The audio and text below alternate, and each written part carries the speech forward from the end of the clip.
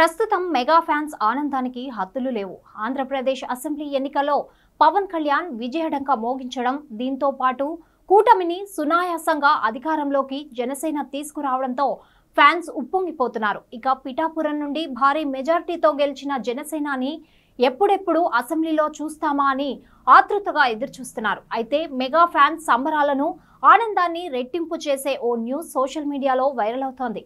అదే పవన్ కళ్యాణ్ కుమారుడు అకిరానందన్ గ్రాండ్ సినీ entry. Akira సినీ ఎంట్రీపై ఎప్పటి నుండో ఎన్నో వార్తలు వస్తూనే ఉన్నాయి. వీటిపై అకిరా తల్లి రేణు దేశాయ్ కూడా పలు ఇంటర్వ్యూల్లో క్లారిటీ ఇచ్చారు. అకిరాకి హీరోగా ఇండస్ట్రీకి రావాలని లేదేమో, ఒకవేళ టెక్నీషియన్ ఏమైనా అవుతాడేమో అని కూడా చెప్పారు.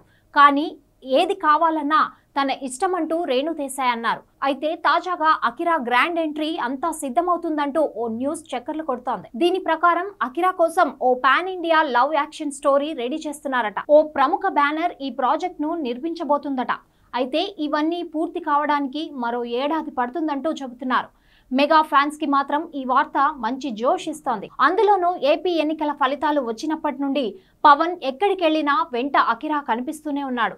చంద్రబాబు నాయుడు నుండి మోదీ మీటింగ్ వరకు పవన్ తో అకిరా ఉన్నాడు. ఇక నిన్న మెగాస్టార్ ఇంట్లో జరిగిన సంబరాల్లో కూడా అకిరా సందడి చేశాడు. పవన్ వారసుడి ఫోటోలు, వీడియోలు సోషల్ మీడియాలో వైరల్ అవుతున్నాయి. చూడడానికి 6 అడుగుల బుల్లెట్లా ఉన్నాడంటూ ఫ్యాన్స్ పోస్టులు పెడుతున్నారు. కానీ సినీ ఎంట్రీకి మాత్రం అకిరాకి ఇంకా టైం పట్టే అవకాశం ఉందని ఫ్యాన్స్ అనుకుంటున్నారు. ఎందుకంటే ప్రస్తుతానికి అకిరా వయస్సు 20 ఏళ్లు మాత్రమే. నటన సంగతి పక్కన పెడితే అకిరాకి మంచి ఎడిటింగ్ స్కిల్స్ అయితే ఉన్నాయి. పవన్ పై ఇప్పటికే పలు వీడియోలను స్వయంగా అకిరా ఎడిట్ చేశాడు. ఇవి సోషల్ మీడియాలో బాగా వైరల్ అవుతున్నాయి. ఇటీవల రేణు దేశాయ్ కూడా అకిరా ఎడిట్ చేసిన వీడియోను ఇన్స్టాగ్రామ్ లో షేర్ చేశారు. మరి త్వరలోనే మెగా ఫ్యాన్స్ కి అకిరా గుడ్ న్యూస్ చెప్తాడేమో చూడాలి. హలో పీపుల్, నేను మీ సంజు అఫీషియల్.